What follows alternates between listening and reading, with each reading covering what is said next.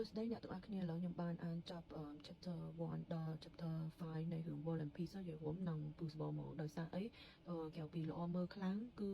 វាតកតងទៅនឹងស្ថានភាពយើងដែលមានទំនាស់ជាមួយថៃរឿងសង្គ្រាមហ្នឹងណានេះគេនិយាយពីរឿង theory ពីសង្គ្រាមហ្មង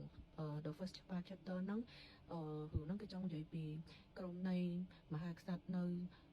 សម័យរុស្ស៊ីជាមួយអឺរ៉ុបអីហ្នឹងគេមកបើកតុកទាវគេភាសារឿងនយោបាយហើយគេនិយាយចង់និយាយឡើងហើយមានអ្នកខ្លះគេនិយាយរឿងតខ្លួនឆ្លៀតសុំរឿងការងារតខ្លួនខ្លះនិយាយរឿងទូទៅខ្លះនិយាយរឿងនយោបាយខ្លះហើយនៅក្នុងសង្គមទូទៅប៉ុន្តែចង់ចប់នៃ chapter ទី5ហ្នឹងទៅឲ្យខ្ញុំនឹងស្រឡាំងកាំងហ្មងគេដាក់មើល quote មួយម៉ាត់ដែរត្រូវខ្លាំងហ្មងគេថាបើសិនជាមនុស្សទូទៅទាំងអស់លើលោកហ្នឹងចេះវាយប្រហារលើកំហុសខ្លួនឯងណានៅលើជាងវាយប្រហារពីអ្នកដទៃប្រហែលនៅលើលោកនឹងអត់មានសង្គ្រាមទេយល់រួមគឺពាក្យនោះគឺត្រូវខ្លាំងមែនតើហ្មងគឺថាខ្ញុំត្រូវខ្លាំងដល់ថ្នាក់ខ្ញុំចូលចិត្តខ្វល់ដល់ថ្នាក់ត្រូវសេដាក់នៅមុខសភៅកម្របនឹងហ្មងគឺនិយាយមួយម៉ាត់ហ្នឹងនឹងត្រូវខ្លាំងនឹងក្រុម